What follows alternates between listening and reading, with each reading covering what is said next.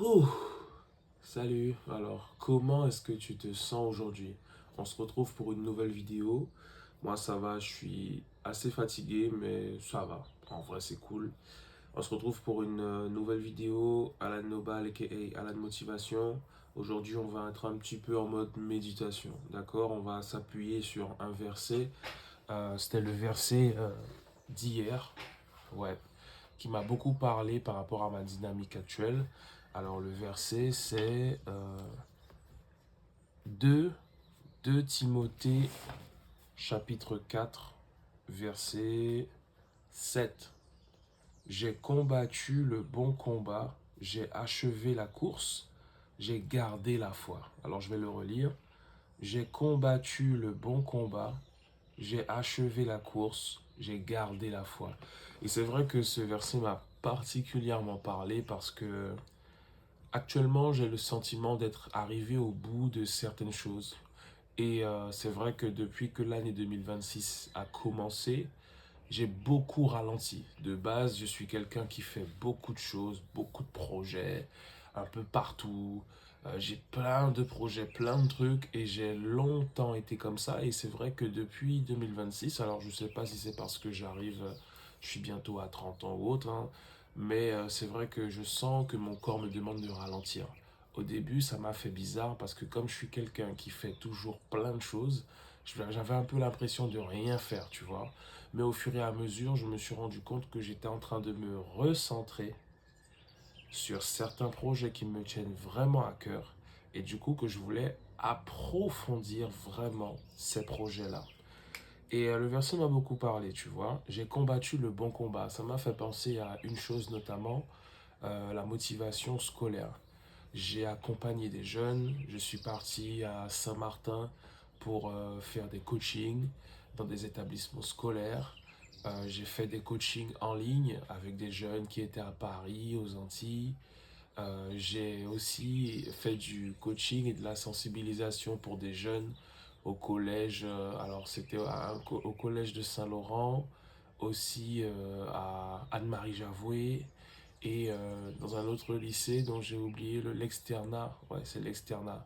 Ouais. Et du coup, je suis content et je sens aujourd'hui, tu vois, par exemple, que cette page, elle est finie. Je sens que je veux passer à autre chose et que la partie motivation scolaire, coaching motivation scolaire, je pense que c'est un chapitre que j'ai vraiment envie de fermer.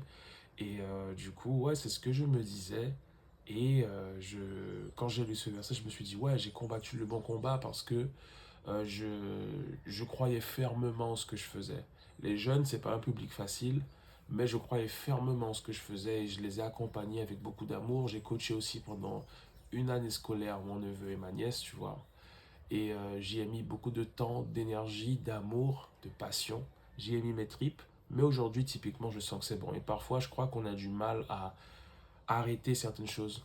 Mais notre corps, notre esprit nous dit que c'est le moment de clôturer ce chapitre.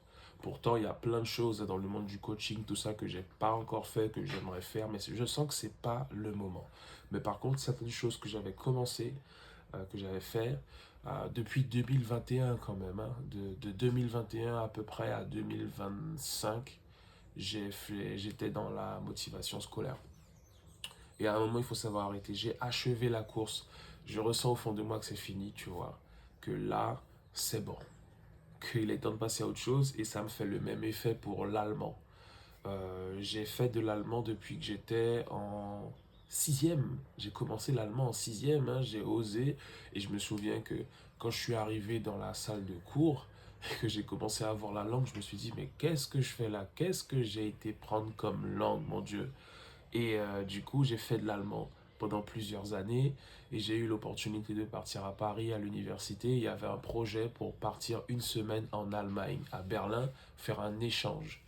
C'était un échange tandem, je crois que c'est comme ça que ça s'appelait, avec des jeunes de là-bas. Donc ils devaient venir une semaine à Paris, chez nous, et nous on devait partir une semaine chez eux. On devait avoir un correspondant.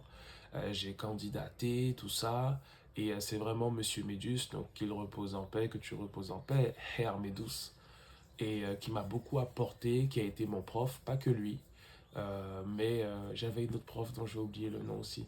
Mais Monsieur Médus, ce Guyanais qui a vécu en Allemagne, etc., qui parlait anglais, allemand, m'a beaucoup impacté. C'était un homme que j'appréciais énormément, qui était très impressionnant. Si tu l'as connu, tu sais de quoi je parle. Mais tu peux chercher sur Internet Christian Médus, tu verras son parcours normalement. Et du coup, je suis parti à Berlin. J'ai réussi à être pris. Là, je me rappelle, il avait fait ma lettre de... Si tu veux voir un peu mes souvenirs de Berlin, les photos, les trucs, si je n'ai pas déjà jeté une partie, je pourrais te montrer. Envoie-moi un message, fais-le moi savoir. Je te partagerai ça. Si ça t'intéresse aussi de partir en Allemagne, de partir à l'université, je peux aussi te raconter comment j'ai fait pour partir là-bas, etc. Et du coup, enfin partir à Paris, tout ça, le parcours. Donc je pars à Berlin, j'arrive, je fais une semaine là-bas et je crois que c'était la première fois que j'étais le plus loin euh, de la Guyane. J'avais déjà été à Paris, tout ça, mais j'avais jamais été vraiment plus loin que ça. Et quand j'ai été à Berlin, Air Berlin de mémoire, la compagnie, c'était la première fois que j'allais aussi loin, je me rappelle, mais c'était une expérience incroyable. Et du coup, l'allemand, je me suis beaucoup attaché à cette langue, déjà parce que ben, j'aimais bien, et aussi parce que je voulais rendre hommage à Monsieur Médus, je voulais persévérer, amener l'allemand en Guyane, etc. Et puis, Monsieur Médus, voilà, hein, il nous a quittés il y a un petit quelques temps de ça déjà. Et c'est vrai que petit à petit, une langue est rentrée dans ma vie, et je pensais pas, c'est le portugais. Et du coup, eu estou aprendendo português agora. Et franchement, ça c'est par rapport à la danse, parce que je suis parti au Brésil pour la danse et tout. On avait déjà été à Oiapoque. Et du coup, là je me suis dit, ouais, j'ai vraiment envie d'apprendre la langue. Et là j'ai senti en fait depuis quelques temps que ouais, je pense que l'allemand, je vais clôturer ce chapitre. Parce qu'aujourd'hui c'est plus d'actualité. Monsieur Médus n'est plus là. Mes projets et ma vie ne sont plus orientés vers cette langue. Donc je sens que c'est un chapitre que je ferme. J'ai toujours des restes, hein. Ich sprache ein bisschen Deutsch. Il y a toujours des petits restes qui sont là. Mein Name ist Alan. Ich bin Alan. Ich wohne in Cayenne. Ich bin 29 Jahre alt. Meine Frau heißt Amandine. Ich bin verheiratet mit sie.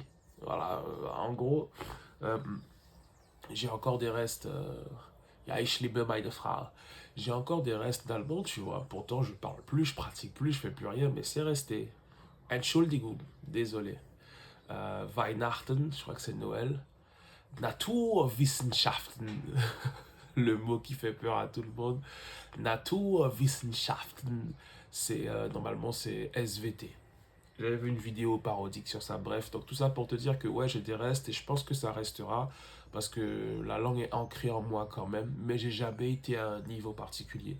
Combien même je pense que c'est un chapitre que je vais clôturer et qu'aujourd'hui je suis vraiment dans cette phase où je veux apprendre le portugais, où j'apprends la langue, etc. Je suis allé au Brésil déjà, je compte y retourner si Dieu veut.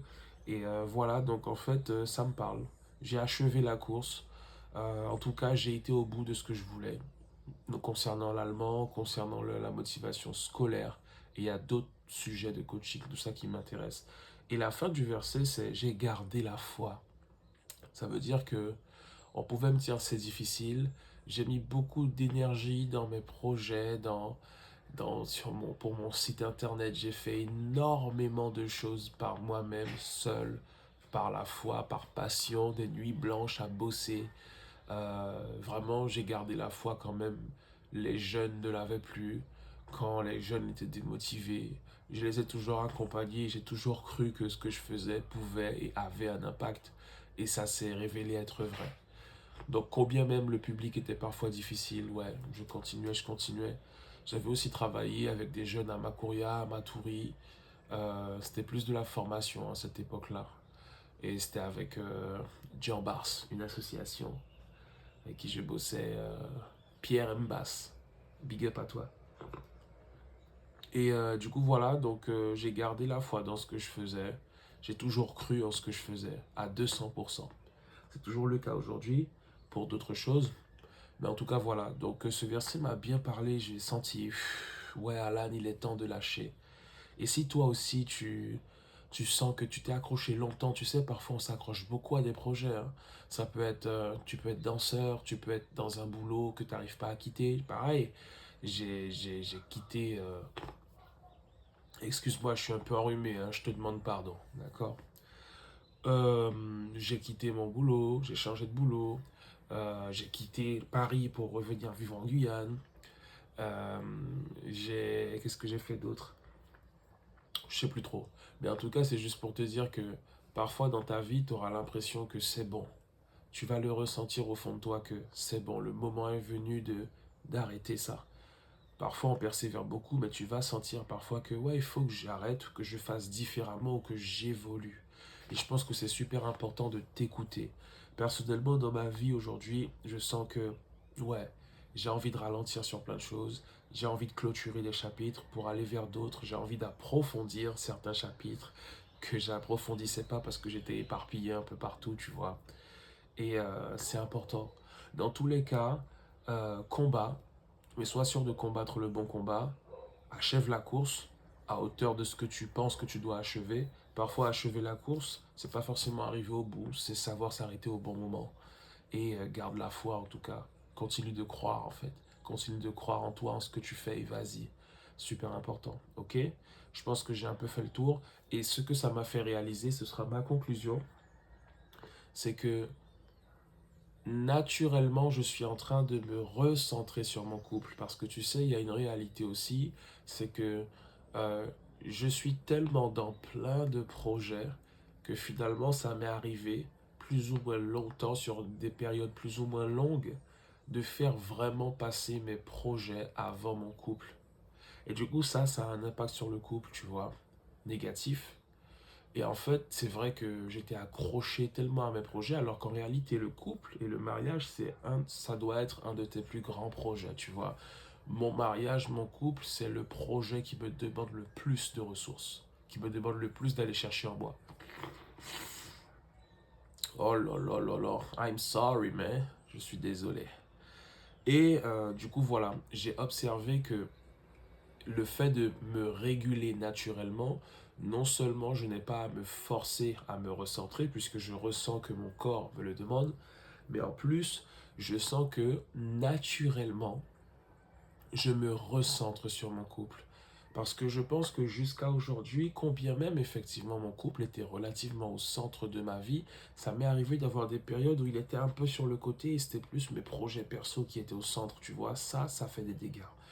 Et aujourd'hui, je sens que naturellement, je remets mon couple au centre, que il se passe quelque chose, tu vois. Et je me suis rendu compte que il y a peut-être des phases que tu vas traverser où euh, ton couple ne sera pas au centre parce que tu auras envie de faire ceci, cela. Et quand tu sens qu'en fait, d'un point de vue personnel, tu es en train de ralentir, de te recentrer, naturellement, tu remets ton couple au centre.